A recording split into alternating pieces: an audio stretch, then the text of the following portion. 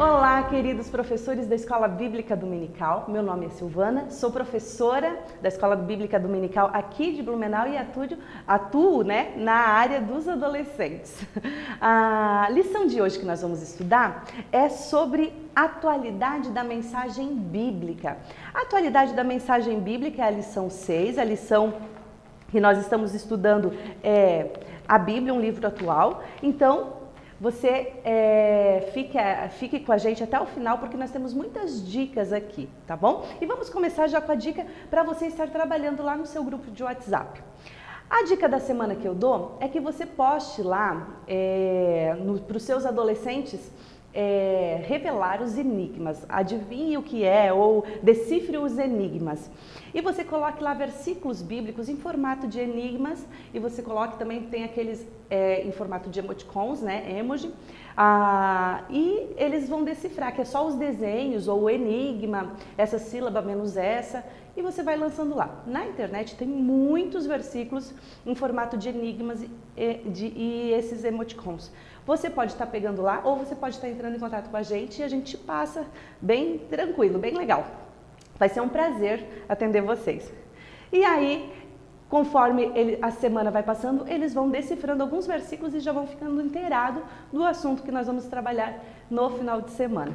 Tá bom? E isso não é só para essa semana, é para outras semanas também. E o texto destaque dessa semana está lá em 1 Pedro 1:22. E o 1 Pedro 1:22 eu deixei lá no material de apoio em grego para você estar aí, se você está trabalhando semanalmente os versículos no original, você pode estar colando lá na sua sala em grego koiné, ok? E aí você vai lá para a tua sala, recebe os seus alunos e antes de você receber os seus alunos, previamente você já, eu sugiro que você colhe um tronco de árvore. Por que o tronco de árvore? Eu já vou explicar. Aqui na lição, a lição sugere que você faça um triângulo para colocar lá os nomes das pessoas que Deus falou, dos profetas que Deus usou e daí Jesus. Eu sugiro uma árvore com post-its, que você pode colar com post-its, você pode comprar os post-its já coloridinho, que tem, é bem baratinho, é bem legal, dá um efeito bem legal nessa árvore. No material de apoio eu deixei uma imagem para vocês terem uma ideia como que dá para fazer. Vocês fazem o tronco e não colam os post-it. E conforme for passando os tópicos, você vai lá colando, por exemplo, no primeiro tópico, Deus falou com os primeiros homens, você vai lá e deixa os adolescentes escreverem nos post-its e cola lá dos primeiros homens. Então cola lá na sua árvore, espalhe bem bonitinho para a sua árvore ficar bonita no final da aula. E assim sucessivamente conforme a aula vai passando, ok? E aí seus adolescentes chegam na sua aula, você os recebe e faz uma oração para que o Senhor trabalhe no coração dele através da palavra dele e que o Espírito Santo venha abrir o entendimento para que eles venham entender e que no final dessa aula eles venham sair melhor do que eles entraram, ok? A ideia aqui hoje é entender que os limites impostos por Deus é para o nosso bem. Desde que o mundo é mundo e desde que Deus criou a humanidade, Ele impõe esses limites para nos abençoar, para nos privar de algumas tribulações que porventura a gente passe por conta de caminhos errados que a gente venha tomar. Então eu sugiro a sua aula que comece com uma dinâmica. A dinâmica que eu coloquei aqui para vocês é o complete a frase. Então, a dinâmica que eu coloquei, você vai falar para os adolescentes completarem as frases, e são frases essas que a gente costuma ouvir de todos os pais. Eu ouvia da minha mãe, falo para o meu filho e provavelmente você que é professor fala para o teu filho, você vai se identificar muito. Nem eu achei que eu falava tantas frases assim, que já são clichês. E daí eu vou só te dar uma dica da frase, um diálogo, você vai falar para o teu adolescente. A dica é complete a frase, então eu vou fazer um diálogo. Você pergunta para o seu pai e para a sua mãe, mãe, pai, posso sair com os meus amigos? Qual seria a resposta? Eles logo já falam não, Mesmo que os pais acabem deixando, mas geralmente os adolescentes falam não, que o pai nunca deixa nada. E aí você vai trabalhar com o seu adolescente e você vai falar, Mas mãe, pai, todo mundo vai. O que seu pai falaria? O que sua mãe falaria? Você não é todo mundo. E assim, você pode pegar várias frases, deixei algumas aqui, mas você pode estar trabalhando a que fica de acordo com a sua região, ok? E aí aqui eu também sugiro para você começar a trabalhar esse tópico logo após você pode fazer antes da dinâmica ou depois. Você pode contar histórias da sua família, por exemplo. Minha avó me contou, minha mãe me contou. E essa semana, para trazer para vocês e estar bem inteirado do assunto, eu fiz uma pesquisa também com a minha avó e com a minha mãe. E eu pude perceber que com a reação dos pais da minha avó, dos meus bisavós, e a reação da minha avó com a minha mãe é exatamente a mesma que eu tenho com o meu filho, de proteção.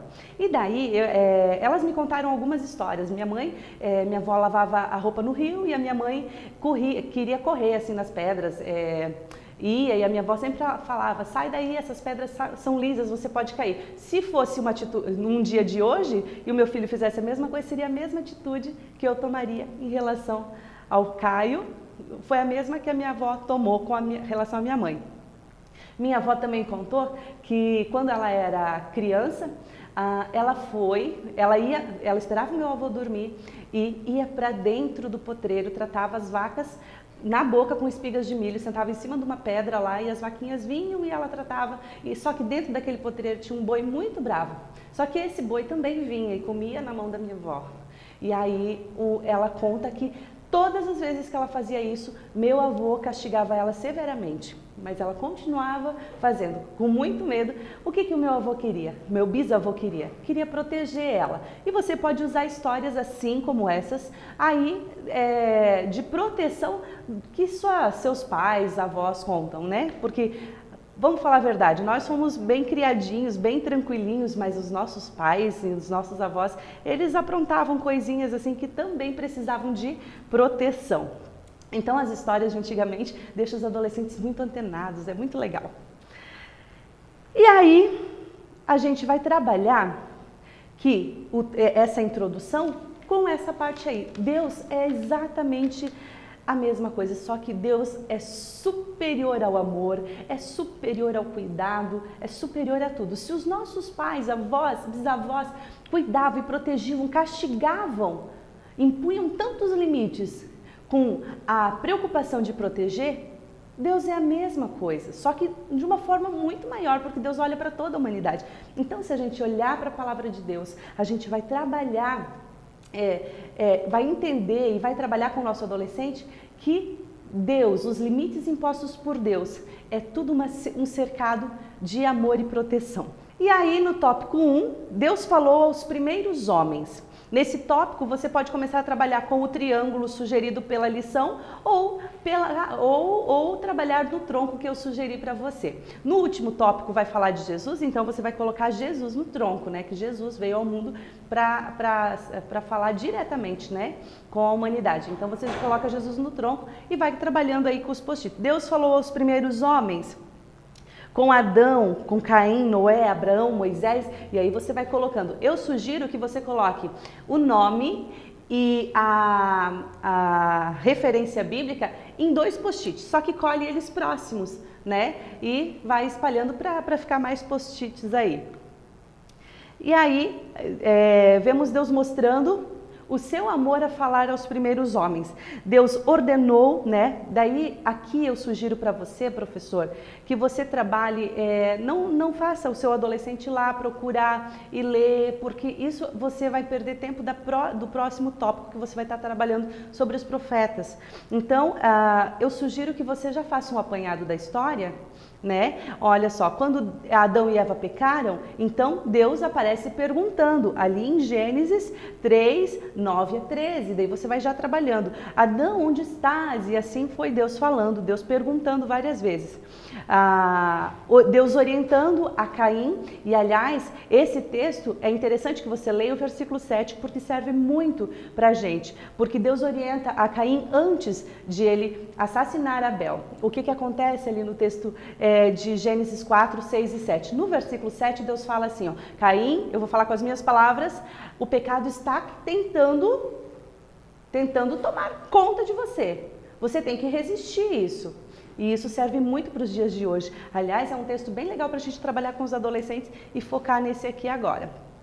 Aparece também Deus alertando a Noé sobre o dilúvio, alertando Moisés, né, sobre o lugar que ele estava pisando. Moisés, tire a sandália dos seus pés, que aqui onde você pisa é lugar santo.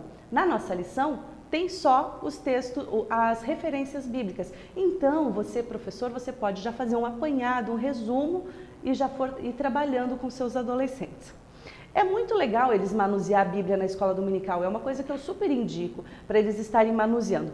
Mas você pode fazer lições específicas nisso também, e nesse momento eles vão estar, você pode dar um post-it para cada um, e eles vão estar, quando você dá a referência, e eles já vão anotando Adão, Eva, Gênesis 3, 9 a 13. E aí, também você vai finalizar o tópico, Deus falando com José através de sonho, dá dom de interpretação. E aí, aqui no último parágrafo do tópico, mas havia vezes em que Deus tinha uma mensagem específica para alguém ou para uma nação inteira. Então, ele usava outro método. E aí começa, então, o segundo tópico. O segundo tópico é Deus falou aos homens por meio de profetas. E nesse tópico é interessante que você leve os post-its já previamente preenchidos com algumas profecias que tem aí no Antigo Testamento. Então, você pode deixar só, assim, por exemplo, para os adolescentes preencher os profetas maiores, os profetas menores, para também eles estarem ficando ligados, porque tudo que eles escrevem eles acabam fixando mais na memória.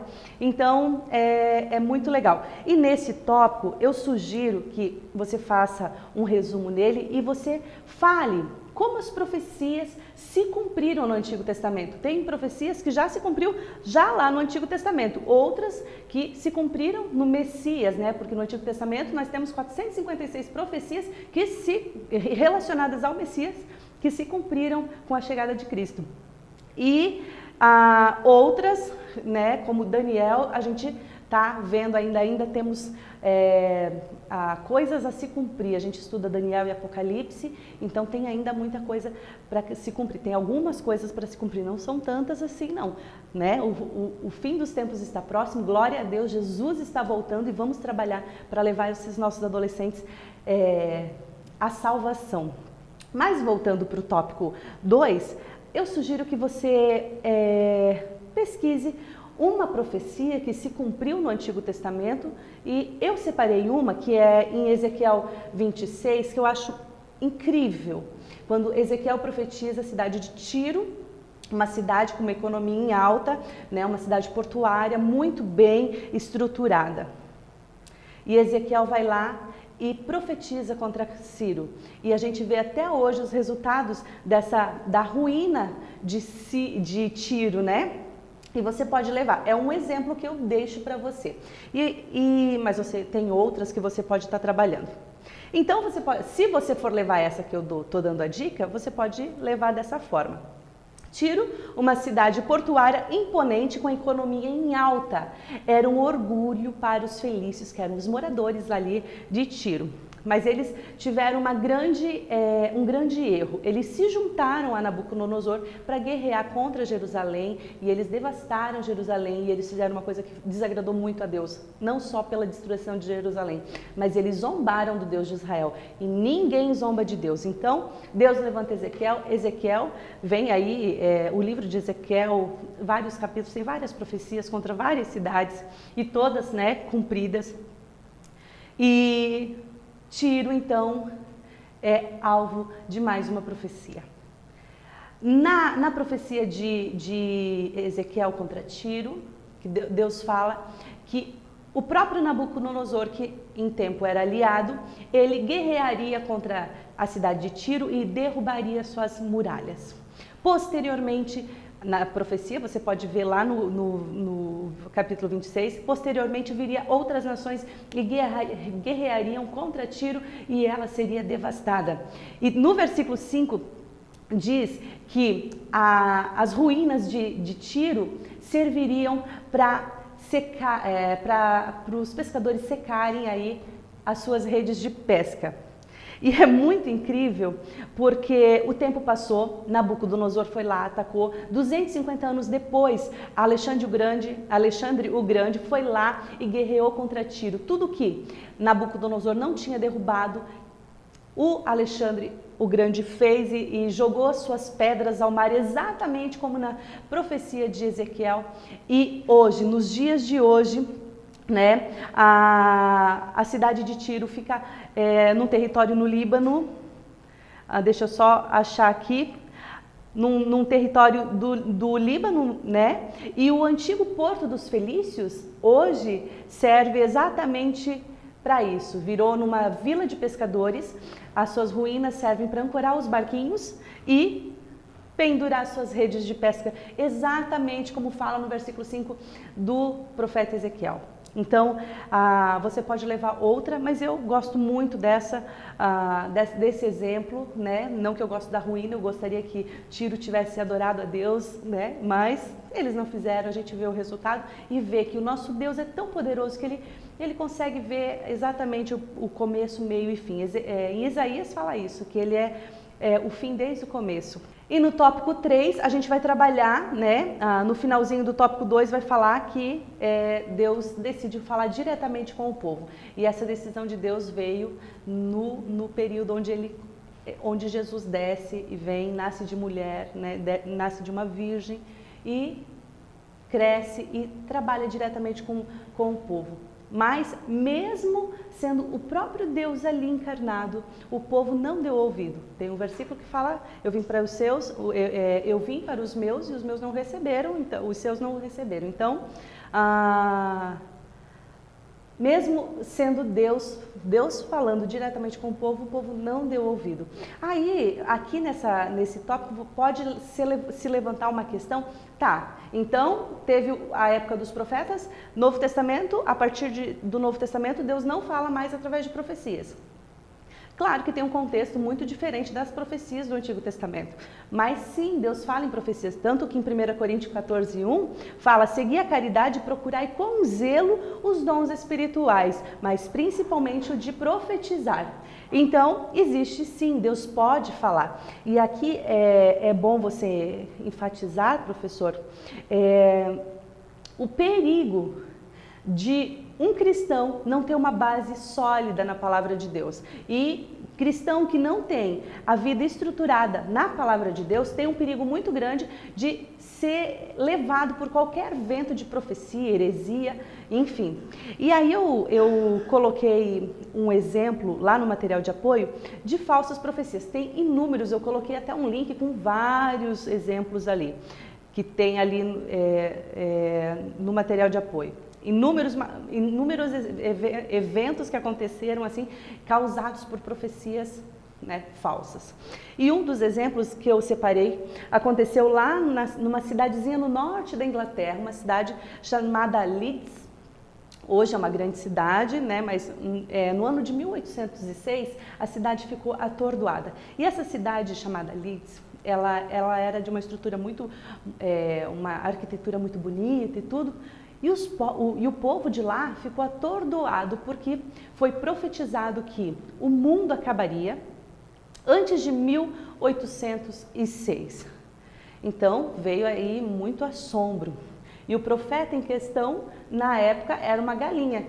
O povo foi levado a acreditar que o mundo acabaria, que Cristo voltaria antes do final do ano, porque aquela galinha punhava ovos que continham mensagens a respeito.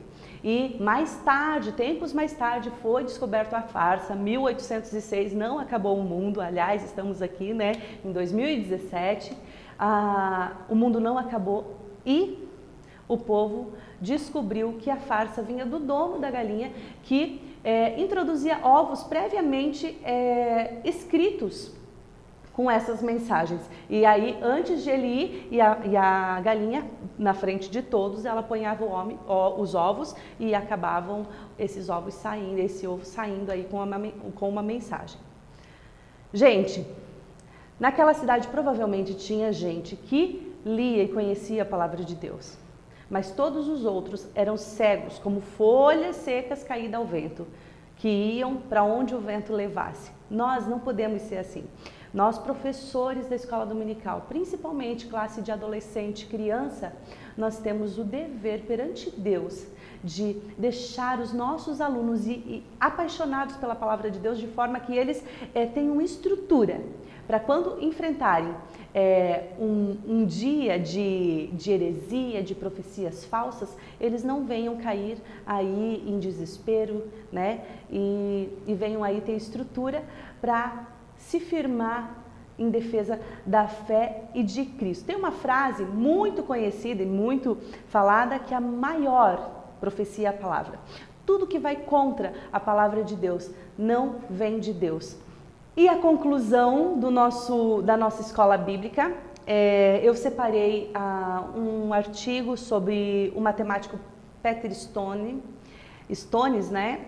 Que ele em seu livro A Ciência Fala, ele pega 8 profecias, dessas 456 profecias relacionadas à vinda do Messias, e ele pede para os seus alunos calcularem qual a probabilidade de um ser humano cumprir 8 dessas 456. Então ele pegou ele pegou 8 profecias. Elas são que o Messias nasceria em Belém, né? Que teria sua vinda precedida por um mensageiro, entraria em Jerusalém montado em um jumentinho, seria traído por um amigo e discípulo, seria traído pelo preço de 30 moedas de prata, né, que diz lá em Zacarias 11:12, tudo isso que tem no Velho Testamento e tem no Novo Testamento já com cumprimento, né, que Jesus já cumpriu essas profecias aí. Que o dinheiro seria atirado na casa de Deus, que ficaria mudo em frente dos seus acusadores e que teria seus pés e mãos transpassados. Todas essas profecias estão no Antigo Testamento, dentre outras, né? Essas são 8 de 456 aí, profecias relacionadas ao Messias. E dessas 8, a conta matemática que ele fez, a probabilidade de Cristo ter cumprido 8 dessas profecias seria de 10 à 17ª potência. Ou seja, 1 em 100 quatrilhões. E na conclusão você trabalhe isso, que a ciência, ela dá ênfase às profecias bíblicas, que ela é feita de forma muito cautelosa. Esse matemático Peter Stones, ele é uma pessoa muito bem conceituada, e é interessante a gente trazer para o nosso adolescente que pessoas inteligentes, também inteligentes, porque nós temos inúmeras pessoas super inteligentes dentro que defendem a nossa fé, mas que são de dentro aqui do nosso credo religioso, mas pessoas de fora, daí você pode trazer outros também que são estudiosos, inteligentíssimos, bem conceituadíssimos, afirmam que a Bíblia é verdadeira, que as profecias são verdadeiras e que Deus fala. Peter Stones, ele faz esse cálculo não levando em conta que as profecias foram inspiradas por Deus, que foi Deus quem falou. Ele não levou em conta isso. Então ele faz ali o cálculo e ele coloca, então, qual a possibilidade de um ser humano acertar todas essas profecias? 8 dessas, nem precisa ser as 456, apenas 8. E Cristo veio, e ele não só cumpriu as 8, mas todas as outras profecias se cumpriram com a vinda do Messias. E vamos combinar que é riquezas de detalhe.